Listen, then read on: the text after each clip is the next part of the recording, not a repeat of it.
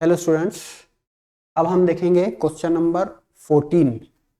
तो question number 14 जो है एक टी सेक्शन है जो बहुत बार एग्जाम में आता है। हमने पिछला क्वेश्चन भी टी सेक्शन का ही करे है। मैं आपके लिए क्वेश्चन पढ़ता हूँ ये। A T section has a flange. Flange किसको बोलते हैं हम?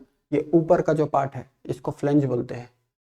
अ T section has a flange of 60 by 20 mm, और ये जो खड़ा सेक्शन है इसको वेब बोलते हैं। And a web of 15 mm into 60 mm with overall depth. इसकी ओवरऑल डेप्थ 80 mm है, मतलब ये यहां से यहां तक 60 है और यहां से 20 है। Calculate minimum radius of gyration. Calculate minimum radius of gyration. तो सबसे पहले रेडियस ऑफ गायरेशन कैलकुलेट करना है अगर आपको, तो सबसे पहले रेडियस ऑफ गायरेशन का फॉर्मूला क्या रहेगा ये देख लीजिए आप। रेडियस ऑफ गायरेशन का फॉर्मूला है moment of inertia divided by area. ठीक है स्टूडेंट्स, लेकिन अब यहां पर प्रॉब्लम है कि उन्होंने बोले हैं मिनिमम रेडियस ऑफ गायरेशन। अगर मिनिमम चाहिए तो यहां पर जो मोमेंट ऑफ इनर्शिया यूज करेंगे उसका वैल्यू मिनिमम वाला होना। तो स्टूडेंट्स, मोमेंट ऑफ इनर्शिया तो आई एक्स एक्स भी है और आई वाई वाई भी है। तो इन दोनों में से जो मिनिमम वैल्यू है वो यहां पर लेना है। अब मुझे तो मालूम नहीं है कि आई एक्स एक्स लेना है या आई वाई वाई लेना है, तो हमको करना ये पड़ेगा कि हमको ये भी निकालना है, हमको ये भी निकालना है। ये दोनों में से जो वैल्यू मिनिमम है वो वैल्यू यहां पर रखकर उसको एरिया से डिवाइड करके अंडर रूट निकाल के मिनिमम रेडियस ऑफ गायरेशन निकलेगा। ठीक है स्टूडेंट्स, तो इसका मतलब यह है कि हमारे को सेंट्रोइडल एक्स एक्सिस और सेंट्रोइडल वाई एक्सिस का moment of inertia I x x और आई वाई वाई निकालना पड़ेगा, जिसके जिसके आंसर्स मैंने आपको यहाँ पर ऑलरेडी दे चुका। तो आई एक्स एक्स और आई वाई वाई दोनों निकालेंगे, उसके बाद ही ये निकलेगा। ठीक है स्टूडेंट्स, अब अगर हमको आई एक्स एक्स और आई वाई वाई निकालना का है सेंट्रोइडल एक्सिस से, तो सबसे पहले हमको सेंट्रोइड लोकेट करना पड़ेगा टी सेक्शन का। अच्छी बात यह है कि टी सेक्शन जो है वो सिमेट्रिकल फिगर है, सिमेट्रिकल अबाउट वाई एक्सिस है। अगर इसको वाई एक्सिस से कट किए हैं तो ये दोनों पीसेस जो रहेंगे वो exact same dimension same shape के रहेंगे। तो इसके लिए इसको ये फिगर को सिमेट्रिकल अबाउट वाई से बोल सकते हैं। अगर ये सिमेट्रिकल अबाउट वाई है तो इसका हाफ करने के लिए 60 का आधा करना पड़ेगा, और 60 का आधा रहता है 30 mm। और ये वाई एक्सिस जो है ये 30 mm पे बनाना पड़ेगा हमको। स्टूडेंट्स नोट कीजिए, इसी को ही हम एक्स बार बोलते हैं, इसी को ही हम एक्स बार बोलते हैं। तो एक्स बार का वैल्यू मिल गया है हमें, वो है 30 mm। अब हम इसका वाई बार भी देख लेंगे। वाई बार किसको बोलते हैं हम? वाई बार बोले तो इसका सेंट्रॉइड कितना ऊपर है, कितने ऊपर हमको ये एक्स एक्सिस बनाना है, इसको वाई बार बोलते हैं। तो वाई बार का फॉर्मूला हमने मैकेनिक्स में देख चुके। अगर ये फिगर नंबर 1 है और ये फिगर नंबर 2 है, तो वाई बार का फॉर्मूला है a1y1 plus a2y2 upon a1 plus a2। आपको मालूम है एरिया 1 क्या रहेगा? बहुत ज्यादा आसान है। एरिया 1 रहेगा 600 इंटू 20, सॉरी 60 इंटू 20। ये 60 है, ये 20 है फिगर नंबर 1 का, तो ये रहेगा 1200। ठीक है स्टूडेंट्स, ये हो गया आपका एरिया 1। अब हम देखेंगे एरिया 2। एरिया 2 रहेगा, ये 60 है और ये 15 है, तो ये रहेगा 60 इंटू 15, तो ये रहा आपका 900 mm स्क्वायर। ये आ गया आपका एरिया 1 और एरिया 2। y1 और y2 बहुत ज्यादा आसान है। y1 किसको बोलते हैं ये देख लो पहले। y1 बोले तो फिगर नंबर 1 का जो सेंट्रॉइड है वहां से तो ये सबसे नीचे तक उसकी हाइट कितनी है, फिगर नंबर 1 के सेंट्रॉइड की हाइट कितनी है? तो डेफिनेटली वो कितनी है, यहां से 60 है और यहां से 20 का आधा, 20 का आधा होता है 10। तो 60 और 10 मतलब y1 हो गया है, y1 हो गया है 70 mm। वो कैसा आया है, वो आया है 60 प्लस 10 mm, ये था y1। ठीक है स्टूडेंट्स, अब हम देखेंगे y2। y2 किसको बोलते हैं हम, y2 बोले तो फिगर नंबर 2 की हाइट, वर्टिकल डिस्टेंस। तो डेफिनेटली ये 60 है, तो 60 का हाफ कितना रहेगा, 30। तो y2 का वैल्यू जो है वो 30 mm रहेगा। हमको कुछ नहीं करना है, हमको ये एक्सिस कितनी ऊपर है, ये y बार कितना है उसका वैल्यू, वो अगर निकालना है तो सिर्फ ये वैल्यूज यहाँ पर डालेंगे और हम आंसर निकालेंगे। तो एरिया 1 हमारा आया था 1200, y1 हमारा आया था 70 प्लस एरिया 2 आया था हमारा 900 इंटू y2 आया था हमारा 30 डिवाइडेड बाय 1200 प्लस 900 2100। ठीक है स्टूडेंट्स, तो आप वीडियो पॉज कीजिए और y बार का कैलकुलेशन कीजिए, आप सेल्फ कीजिए और इसका आंसर कितना आ रहा है ये बोलिए। ठीक है, आपके लिए मैं कैलकुलेट करता हूं, वो आंसर है 52.85।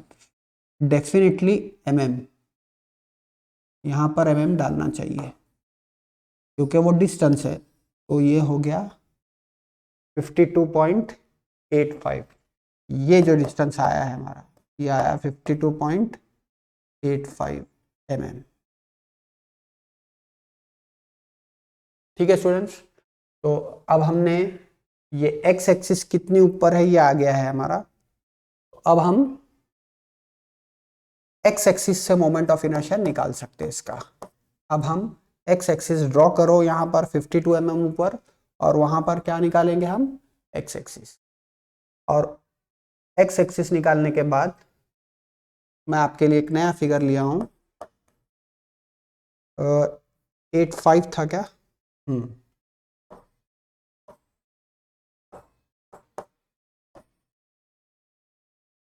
ठीक है स्टूडेंट्स, इसको हम क्या बोल रहे थे, इसको हम y बार नाम रख रहे थे। यहां से ये जो डिस्टेंस था ये कितना था, 10 प्लस 60 70, जिसको हम y1 बोल रहे थे, वो 70 था। और यहां से ये जो था ये y2 था, और ये y2 का वैल्यू कितना था स्टूडेंट्स, डेफिनेटली 60 का आधा 30।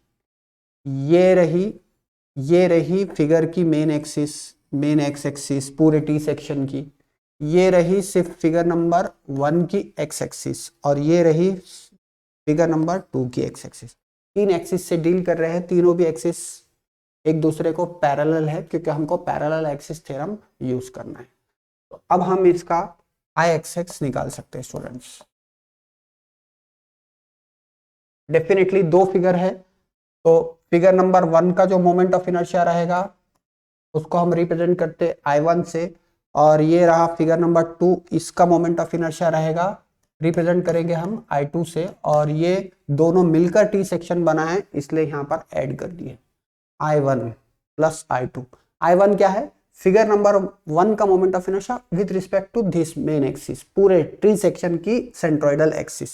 ठीक है स्टूडेंट्स, लेकिन ये फिगर नंबर 1 का जो लोकल उसका खुद का जो सेंट्रोइडल एक्सिस है उसका मोमेंट ऑफ इनर्शिया IG1 से रिप्रेजेंट करते हैं हम, और फिगर नंबर 2 का जो मोमेंट ऑफ इनर्शिया है उसके लोकल एक्सिस है उसको रिप्रेजेंट करेंगे IG2 से।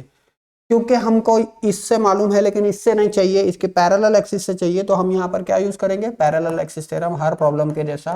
तो यहाँ पर I के बदले I1 के बदले क्या लिखना है, IG प्लस AP स्क्वायर, ये 1 है तो ये 1 1 1, ये plus as it is. Figure number 2 का मोमेंट ऑफ इनर्शिया इससे मालूम है, ये एक्सिस से निकालना है तो फिर पैरेलल एक्सिस थ्योरम यूज करेंगे, और वो है IG प्लस AP स्क्वायर, ये 2 है इसलिए यहाँ पर सब जगह 2 लेंगे। अब कुछ नहीं करना है, सिर्फ वैल्यूज डालना है। हम चाहे तो वैल्यूज साइड में भी निकाल के यहाँ पर डाल सकते हैं या डायरेक्ट यहाँ पर भी डाले तो कोई प्रॉब्लम नहीं है। ठीक है स्टूडेंट्स, तो मैं यहाँ पर थोड़ी सी स्पेस बड़ी लगेगी तो मैं थोड़ा पीछे से स्टार्ट करता हूँ। I X is equals to IG1। IG1 कैसा याद रखना है, IG1 ऑफ रेक्टेंगल, दोनों लेंथ का मल्टीप्लीकेशन दोनों लेंथ का मल्टीप्लीकेशन डिवाइडेड बाय 12। परपेंडिकुलर, इस एक्सिस की परपेंडिकुलर लेंथ है 20, तो परपेंडिकुलर लेंथ का क्यूब, इसको बोलते हैं हम IG1। एरिया 1 क्या रहेगा, 60 इंटू 20, 1200 इंटू P1। P1 हम यहाँ पर साइड में निकालेंगे, P1 किसको बोलते हैं हम। सबसे पहले और एक बार देखिए P1 किसको बोलते हैं। ये है, ये रही हमारी पूरे T सेक्शन की एक्स एक्सिस और ये रही फिगर नंबर 1 के एक्स एक्सिस। तो इन दोनों के बीच के डिस्टेंस को हम P1 बोलेंगे। आप चाहे तो फॉर्मूला भी यूज कर सकते हैं। P1 का फॉर्मूला अगर चाहिए आपको तो वो ऐसा रहेगा, वो रहेगा y बार माइनस वाई। अगर आपको P1 चाहिए तो P1 यहाँ पर y1 रखना पड़ेगा मॉड में, ठीक है। अगर आपको P2 चाहिए तो यहाँ पर y2 लेना पड़ेगा। ये P1 और P2 का फॉर्मूले से ऐसा निकाल सकते हैं, लेकिन मैं ये रिकमेंड नहीं करता हूँ। हमको क्या करना है, हमको ये बीच का डिस्टेंस निकालना है। ये वाली एक्सिस हमको मालूम है y1 70 mm ऊपर है और ये वाली एक्सिस 52.85 mm ऊपर है। तो 70 mm ऊपर जो एक्सिस है उस पे अगर हमने नोट उसको उसकी हाइट अगर देखे तो ये बीच का डिस्टेंस निकालने के लिए 70 माइनस 50, ये वाली एक्सिस की हाइट 70 माइनस 52.85, 70 माइनस 52.85 करना है।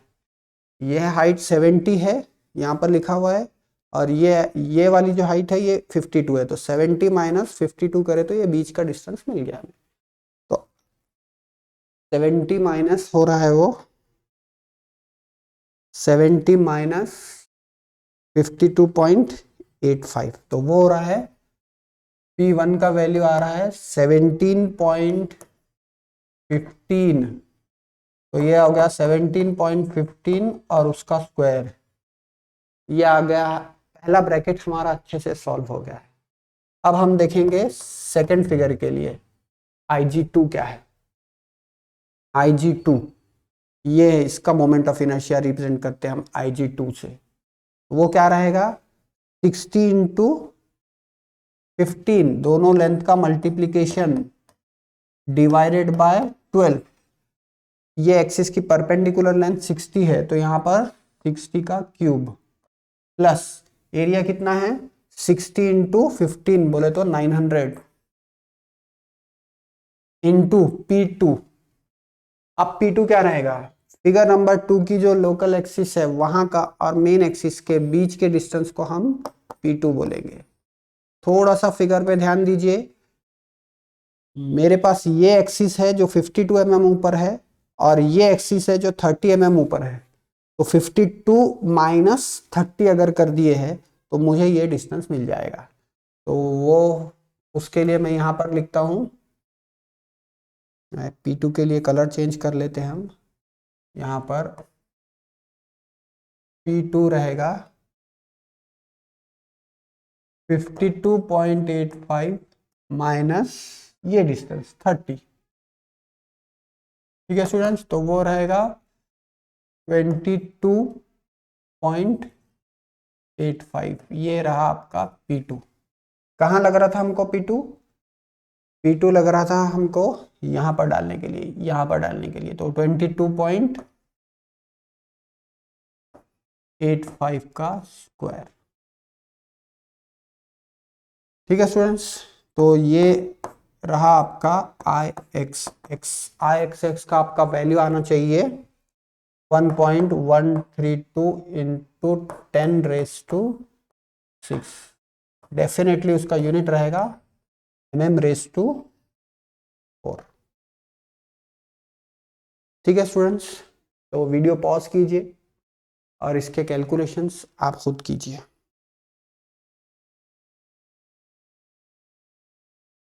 ठीक है, अब हम निकालेंगे आई वाई वाई। हमको निकालना था आई एक्स एक्स और आई वाई वाई।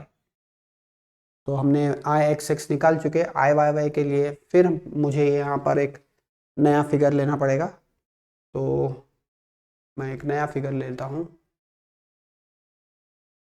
ये रहा नया फिगर, और ये रही वो y एक्सिस जिसका हमको मोमेंट ऑफ इनर्शिया निकालना है। ये है I y y। इसको हम अगर फिगर नंबर 1 बोलते हैं तो इसका सेंटर यहाँ पर आता है, और इसको फिगर नंबर 2 बोलेंगे तो इसका सेंटर यहाँ पर आता है। नोट कीजिए स्टूडेंट्स, फिगर नंबर 1 जो है उसके सेंट्रोइडल y एक्सिस यहाँ पर है,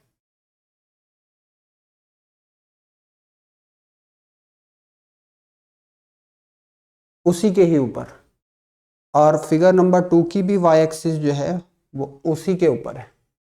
तो जैसे कि मैंने पिछले वीडियो में बोला था कि अगर फिगर सिमेट्रिकल है तो जो मेन टी सेक्शन की y एक्सिस है वो, और जिसको हमने फिगर नंबर 1 बोले है उसकी y एक्सिस, दोनों एक के ऊपर एक ही आती है। यहाँ पर फिगर नंबर 2 की छोटी वाली एक्सिस और ये पूरे टी की y एक्सिस, ये दोनों एक के ऊपर एक आएगी, और एक के ऊपर एक आने से क्या होता है, p के वैल्यूज डेफिनेटली 0 आते हैं। मैं आपके लिए पहली लाइन लिख देता हूं। पहली लाइन बहुत ज्यादा आसान है, वो है फिगर नंबर 1 का moment of inertia plus figure number 2 का मोमेंट ऑफ इनर्शिया। अगर आप कन्वेंशनल तरीके से गए तो हर आई के बदले हम क्या लिख रहे हैं, I G plus A P square, ये 1 है इसलिए 1 1 1 plus I G plus A P square, ये 2 है इसलिए 2 2। स्टूडेंट्स नोट कीजिए, अगर सिमेट्रिकल फिगर रहता है तो P1 और P2 का वैल्यू 0 रहता है, क्योंकि P1 P2 क्या है, ये वाली एक्सिस और ये मेन एक्सिस के बीच का डिस्टेंस, वो है P2 P1, और ये वाली एक्सिस और ये पूरे बड़े की y एक्सिस, पूरे टी सेक्शन की y एक्सिस, दोनों का मोमेंट दोनों एक के ऊपर ही है, तो दोनों का p का वैल्यू क्या रहेगा, 0। ठीक है, तो अगर यहाँ पर p 0 होता है, अगर यहाँ पर p 0 होता है तो ये एरिया से मल्टीप्लाई करके इसको भी 0 कर देगा, इसको भी 0 कर देगा। तो आपको खाली करना क्या है, आपको सिर्फ IG1 प्लस IG2 करना है, आपको IYY मिल जाएगा। तो IG1 क्या रहेगा, अब इसका देखिए आप, ये रहा इसका IG1, फिगर नंबर 1 का मोमेंट ऑफ इनर्शिया, मैं रेड से लिखता हूं।